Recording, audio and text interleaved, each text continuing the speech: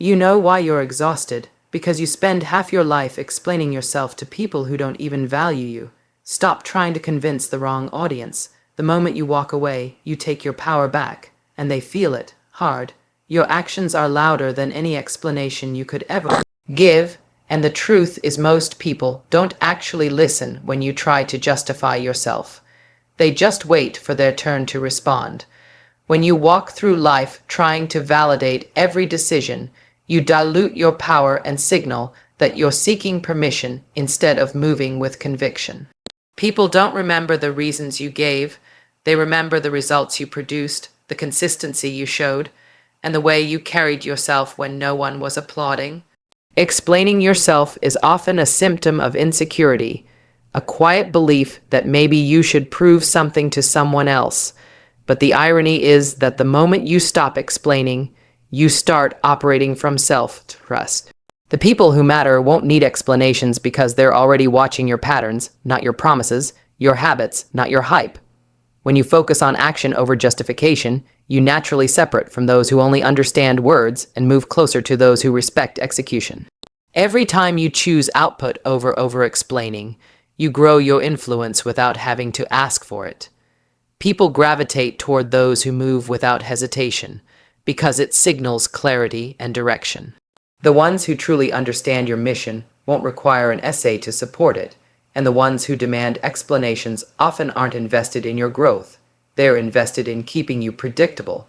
Your actions create a track record that explanations can never compete with, because while words can be doubted, results can't be debated. If you say you're committed, but your work ethic is inconsistent, the explanation only highlights the inconsistency rather than solving it. But when your actions align with your values, you don't need to convince anyone. You simply become undeniable. People respect patterns more than promises, and the moment your behavior consistently reflects your goals, the world starts to adjust around you.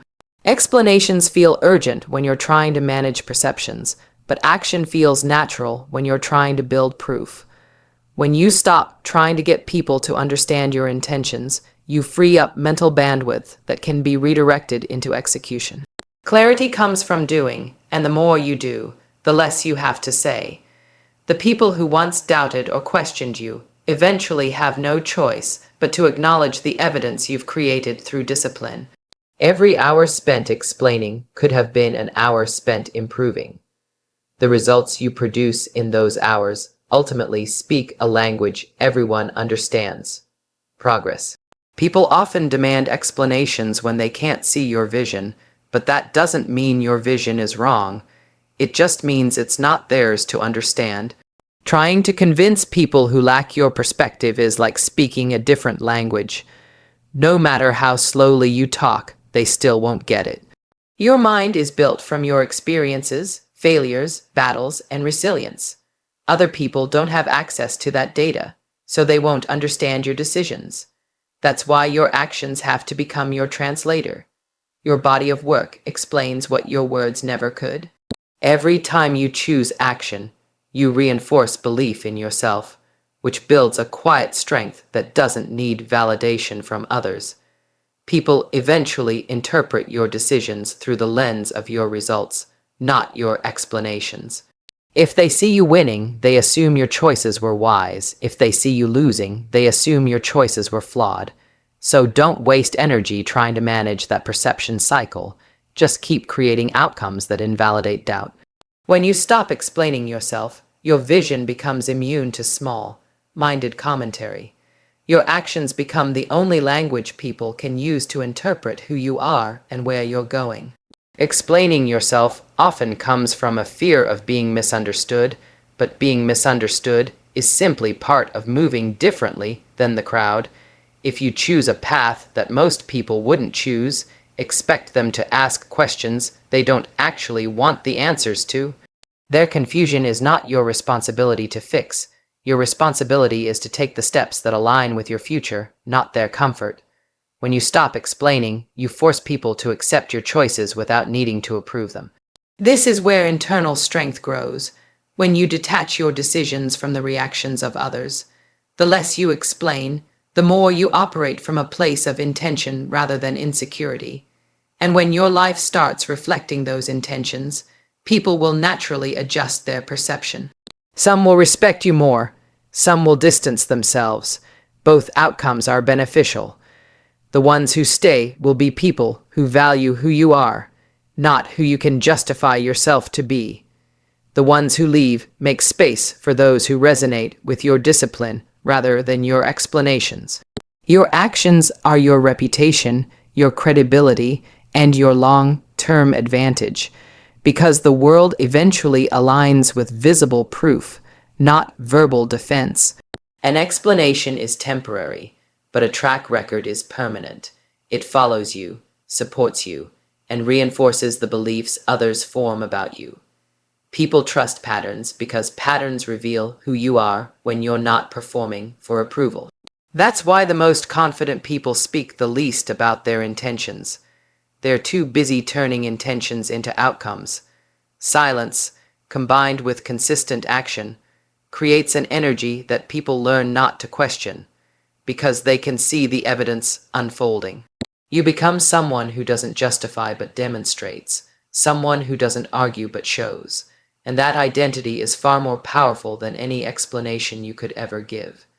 As you continue to act decisively, you naturally filter out anyone who relies on words instead of watching your results.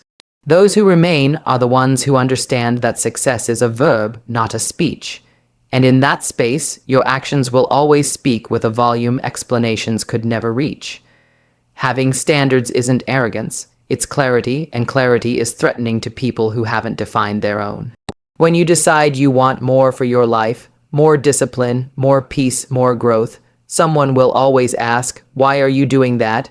They're not asking because they're curious, they're asking because your standards disrupt the comfort of their excuses.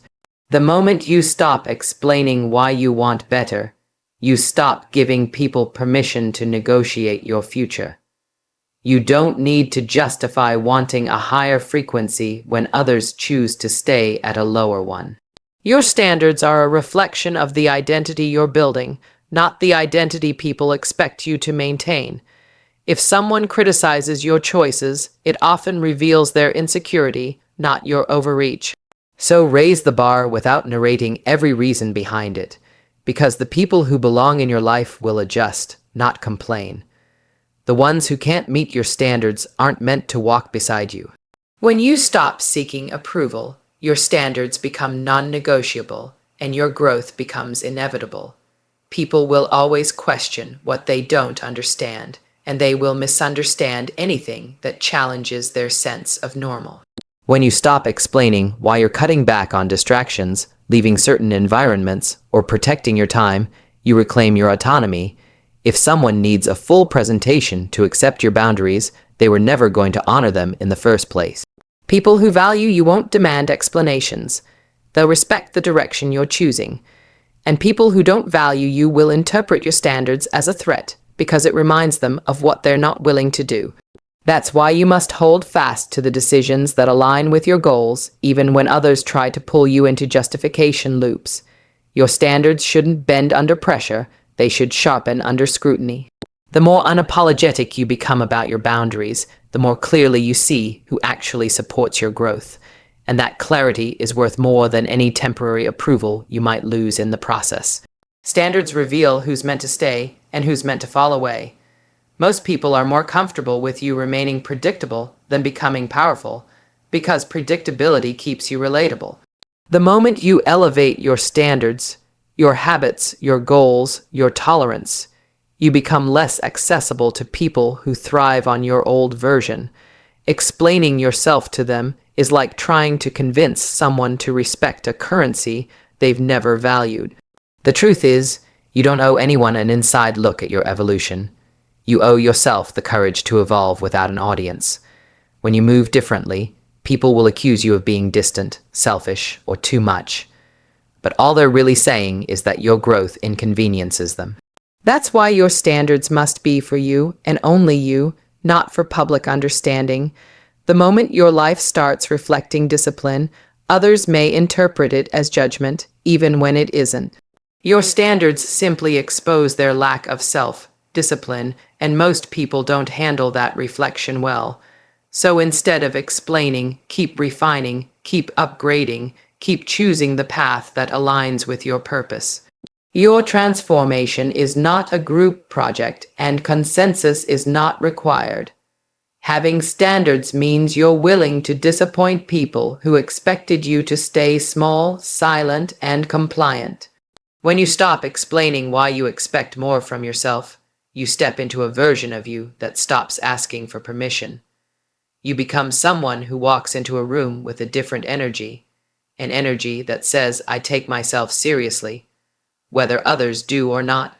This energy doesn't need validation because it isn't looking for it. It's focused on alignment, not approval. People will try to guilt trip you when your standards require distance, discipline, or detachment, but guilt is simply a tactic to keep you in place. And when someone tries to make you feel bad for raising your standards, it's a sign they were benefiting from your lack of them. The more comfortable you become with disappointing the wrong people, the more magnetic you become to the right ones. High standards don't repel the right people. They filter them. You never lose anyone worth keeping by demanding more from your life. You only lose those who preferred the version of you that asked for less. Your standards are the gatekeepers of your future, and you don't need to explain gatekeeping what you're building. Your standards are not rules for others. They are promises you make to yourself about the life you are committed to creating. And a promise made to yourself is sacred, especially when kept in silence, without justification or negotiation. When you stop explaining your standards, you stop opening them up for debate, and that's when they begin to shape your identity. People see your trajectory long before they hear your words, which is why silent discipline is more powerful than public justification. The ones who truly understand growth will recognize your standards as self-respect, not selfishness. And the ones who don't understand growth will call it ego, because anything beyond their own limits feels like arrogance. But you are not responsible for the insecurities others feel in the shadow of your evolution. You are responsible for honoring your potential and pushing the boundaries of your capacity. Your standards are the blueprint for that evolution, and they don't require anyone's permission. When you raise your standards without explanation, you rise into a life where your actions do the talking and your results do the convincing. Most people want the outcome, not the process, and that's exactly why explaining your grind to them is a waste of time. They can't value what they've never experienced. When someone hasn't walked through your sacrifices, your late nights, your discipline, your failures, they don't have the context to understand your decisions.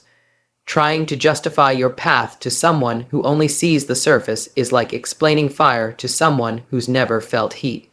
They listen, but they don't get it. They hear you, but they don't feel it, and that gap in understanding is where frustration grows. The more you try to make people understand, the more you drain the energy you should be putting into the work itself. Your process is personal, and most people aren't supposed to understand because it wasn't assigned to them. It was assigned to you. You dilute the power of your mission every time you seek validation from someone who isn't on your level of commitment. People who aren't building anything meaningful will always question the intensity of those who are. And the sooner you accept that people are only comfortable with what mirrors their own effort, the easier it becomes to walk away from their opinions. Your process doesn't need to be understood. It needs to be executed.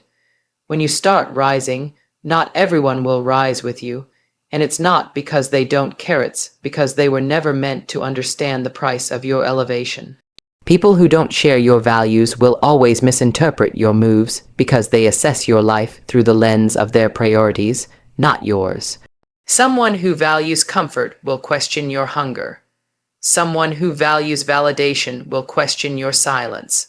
Someone who values approval will question your independence. Their confusion is a reflection of their world, not yours, and explaining yourself only invites them to judge a vision that isn't theirs. Trying to justify your decisions to someone with different values is like arguing in parallel universes. No matter how clearly you speak, your clarity won't translate. Your process requires solitude, not social approval, because greatness is rarely built in environments that need constant explanation. If someone needs you to slow down your ambition just so they can keep up with your reasoning, they're not aligned with your path. You don't owe anyone access to your internal evolution, because access is a privilege earned through shared values, not demanded through insecurity. Those who operate at your level won't need explanation. They'll recognize the grind because they live it too. And those who don't will eventually fall away, naturally, inevitably, and without conflict. The more committed you become, the more selective you must be with who gets insight into your journey, because not everyone deserves access to your process. People tend to criticize what they cannot comprehend, not because you're wrong, but because your direction challenges their stagnation. Your progress can trigger people who have convinced themselves that staying the same is reasonable, and seeing you evolve puts pressure on the lie they live with. That's why sharing your process with the wrong audience invites unnecessary resistance. They are not evaluating your decisions, they are defending their comfort. When you explain your hustle to someone who fears change, they will always find a way to undermine it, not intentionally but out of self-preservation. Your growth disrupts the equilibrium of people who rely on your consistency to feel secure, and that disruption often shows up as criticism. You don't need that energy near your progress. It contaminates your momentum and clutters your mind with second guessing. Your process is a sacred space, and sacred spaces don't need spectators. They need discipline, privacy, and protection. If someone isn't willing to put in the work you're putting in, they don't get a seat in the arena where you're fighting for your future. Access should be earned through alignment, not explanation. Your results, not your reasons, are what the world ultimately respects, and that's why walking away from over-explaining is one of the most powerful choices you can make. People may doubt your path while it's unfolding, but they will study it once it produces something undeniable. The same people who questioned your silence will one day analyze your strategy, not because you explained it, but because you executed it.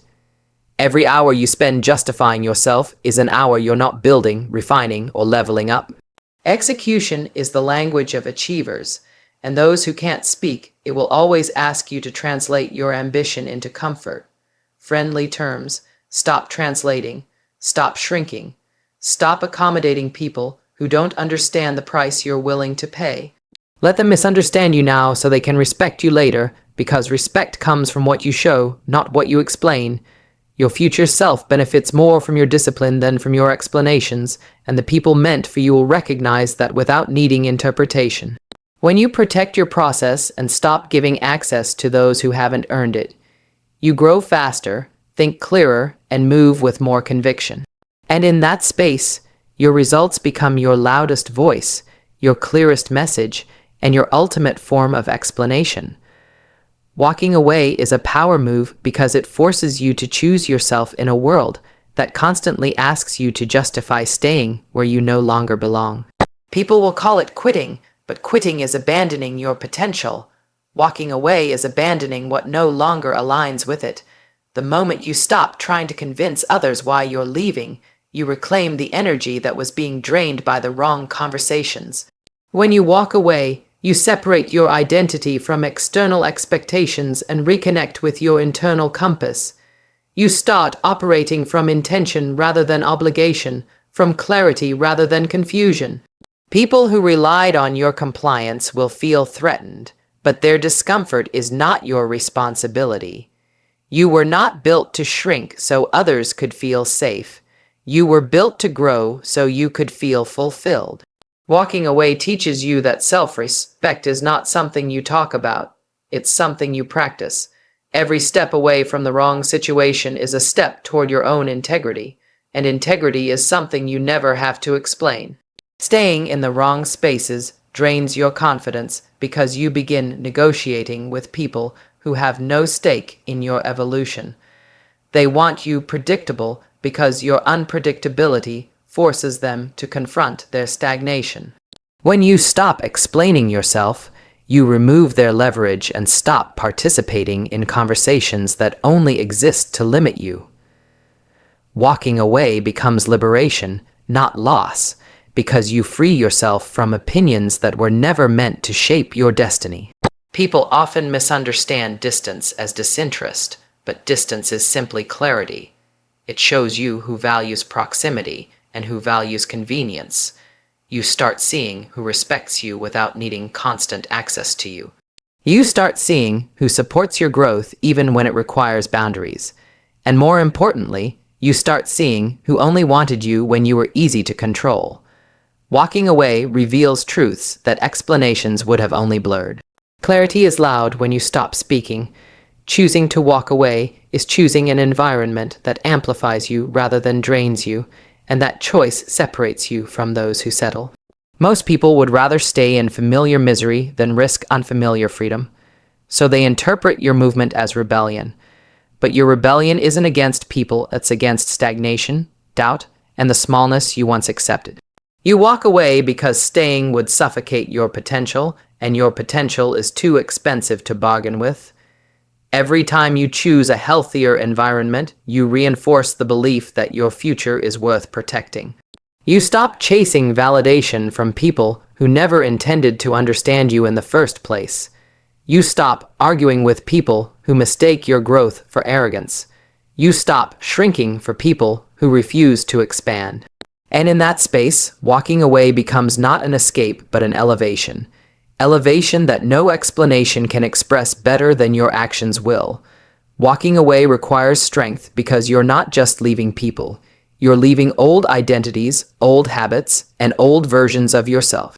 It means stepping into uncertainty without a crowd cheering you on, which is why so many people avoid it. But uncertainty is where your real power lies, because it forces you to build trust in yourself rather than in approval from others.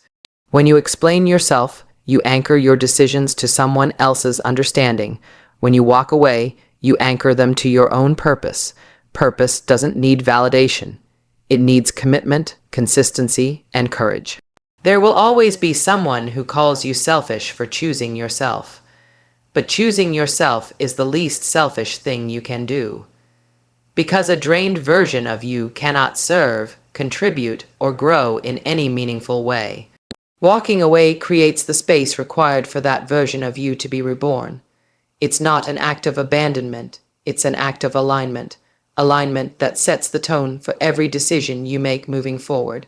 Walking away isn't weakness, it's wisdom. It's knowing when a conversation no longer deserves your voice, when a room no longer deserves your presence, and when a relationship no longer deserves your sacrifice. It's the moment you finally understand that peace is more valuable than being understood, and that growth is more important than being liked. Walking away is your declaration that you will no longer negotiate your worth or dilute your standards for anyone's comfort. The world will adjust to your silence long before it accepts your explanations. So choose the silence that protects your purpose. Choose the distance that guards your potential. Choose the boundaries that remind you who you are becoming. You owe no one an explanation for prioritizing your future over their expectations. Your life expands in proportion to the things you walk away from, and sometimes the most powerful thing you can say is nothing at all.